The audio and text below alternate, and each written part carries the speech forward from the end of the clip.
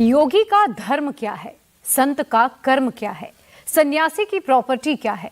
योगी आदित्यनाथ ने आज एक एक करके सब कुछ समझाया है। योगी ने हिंदुओं को कालनेमी से सावधान रहने की चेतावनी दी। ये कालनेमी हिंदुओं को बांटने का काम कर रहा है। यूपी में अचानक धर्म को लेकर बवाल शुरू हो चुका है और अभी काशी का मामला शांत नहीं हुआ था। प्रयागराज में योगी के खिलाफ नया मोर्चा खुल गया है। इस मोर्चे में अखिलेश यादव भी पूरा जोर लगा रहे हैं। योगी की हिंदू शक्ति बांटने का नया खेल शुरू हो चुका है। एक योगी के लिए, एक सन्यासी के लिए, एक संत के लिए धर्म और राष्ट्र से बढ़कर के कुछ नहीं हो सकता। ऐसे तमाम कालनेमी होंगे जो धर्म की आड़ में सनातन धर्म को कमजोर करने की साजिश रच रहे होंगे। हमें उनसे सावधान होना होगा। भारत का हित होगा तो सनातन धर्म का हित होगा और सनातन धर्म का हित होगा तो भारत का हित होगा। दोनों अलग अलग करके नहीं देखे जा सकते।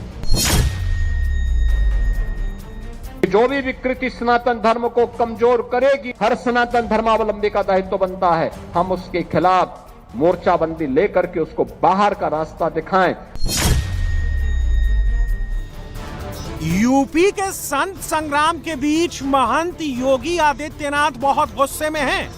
प्रयागराज के तट पर स्वामी अविमुक्तेश्वरानंद धरने पर बैठे हैं और अखिलेश यादव धर्म का कर्म समझा रहे हैं। किसी भी साधु संत का अपमान होगा और अगर कोई सरकार करेगी तो उसके खिलाफ खड़े होंगे।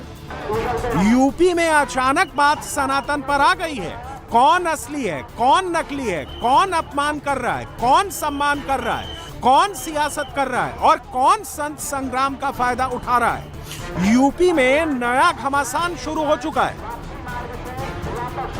कोई धर्म के खिलाफ आचरण करता है क्योंकि ऐसे तमाम कालनेमी होंगे जो धर्म की आड़ में सनातन धर्म को कमजोर करने की साजिश रच रहे होंगे।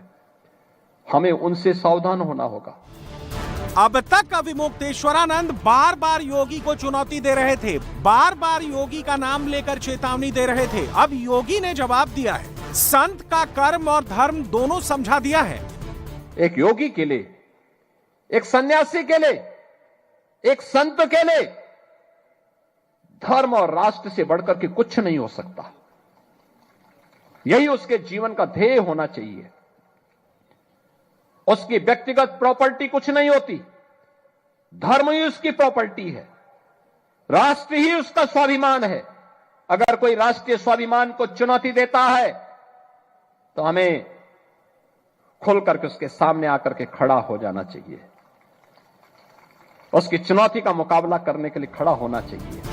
अविमुक्तेश्वरानंद शंकराचार्य हैं या नहीं, अभी इस सवाल पर बवाल थमा नहीं था कि अविमुक्तेश्वरानंद को नया नोटिस मिल गया। जिस जगह पर अविमुक्तेश्वरानंद धरने पर बैठे हैं, जहां पर उनका विरोध प्रदर्शन चल रहा है, वह जमीन भी अब छिन सकती है।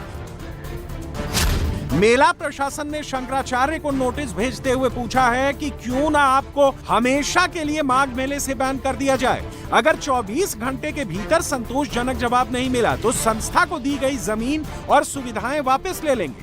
कोई भी व्यक्ति पर्व में पालकी पर स्नान करने तट तक नहीं जाता। ना हम लोग कभी गए।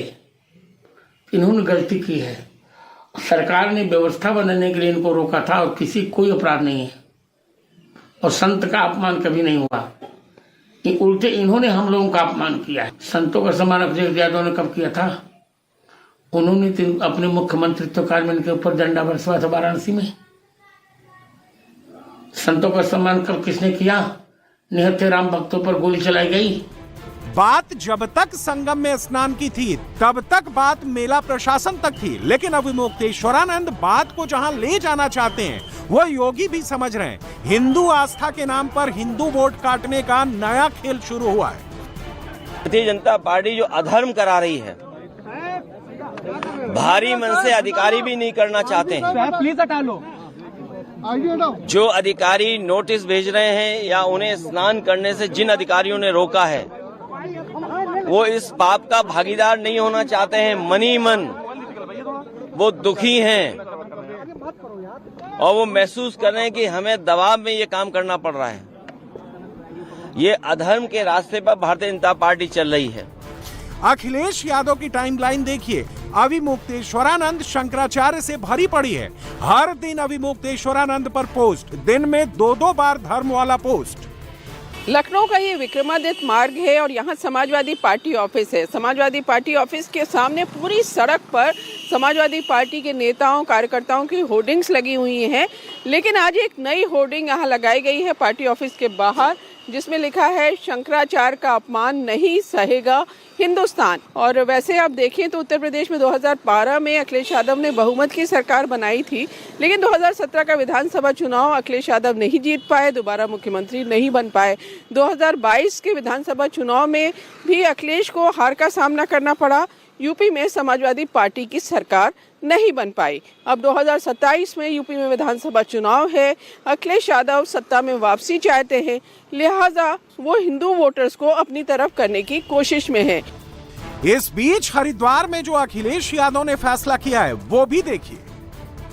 अखिलेश यादव ने महंत शुभम गिरी को उत्तराखंड समाजवादी पार्टी का कार्यकारी प्रदेश अध्यक्ष बनाया। अखिलेश हिंदू वोट की तरफ आगे बढ़ रहे हैं और हिंदू धर्म पर जो चोट पहुंचा रहा है उसके बारे में योगी आदित्यनाथ खुद बता रहे हैं। मैं आप सबसे कहूंगा कि जो भी विकृति सनातन धर्म को कमजोर करेगी और हमारी इस 1000 वर्ष की शानदार यात्रा में बाधक बनेगा, हर भारतवासी का दायित्व बनता है, हर सनातन धर्मावलंबी का दायित्व बनता है, हम उसके खिलाफ मोर्चाबंदी लेकर के उसको बाहर का रास्ता दिखाएं और अपनी शानदार यात्रा को आगे बढ़ाएं।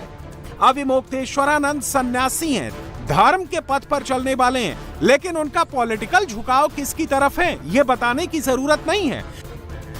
माघ मेले के जरिए एक और खेल हो रहा है, एआई वीडियो बनाकर योगी पुलिस को, योगी सरकार को धर्म विरोधी बनाने का। ये जो प्रयागराज पुलिस के शिकंजे में खड़ा है ये दीपक तिवारी और मुकेश तिवारी हैं। इसी ने एआई से संगम घाट पर साधुओं से मारपीट का वीडियो बनाया था और अब पुलिस ने इसको गिरफ्तार कर लिया है। माघ मेले में कई खिलाड़ी पहुंच गए हैं। संत संग्राम का पहला अध्याय 18 जनवरी को मौनी अमावस्या को शुरू हुआ था। दूसरा अध्याय 23 जनवरी को हो सकता है, बसंत पंचमी के स्नान पर। योगी सरकार के नोटिस के बाद अविमुक्तेश्वरानंद की तरफ से जवाब दिया गया है। यह उसी जवाब की कॉपी है जिसमें कहा गया है कि शंकराचार्य बग्घी नहीं, पालकी से संगम स्नान के लिए जाना चाहते थे।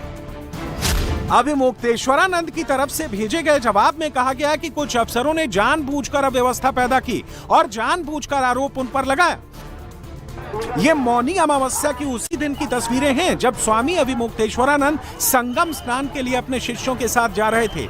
इस पालकी को ध्यान से देखिए, नीचे जो कपड़ा नजर आ रहा है इसके पीछे पहिए हैं। शंकराचार्य जिसे पालकी कह रहे हैं वो सिर्फ पालकी ही नहीं है, जबकि आम भाषा में पालकी उसे कहा जाता है जिसे 4 लोग कंधे पर उठाकर चलते हैं।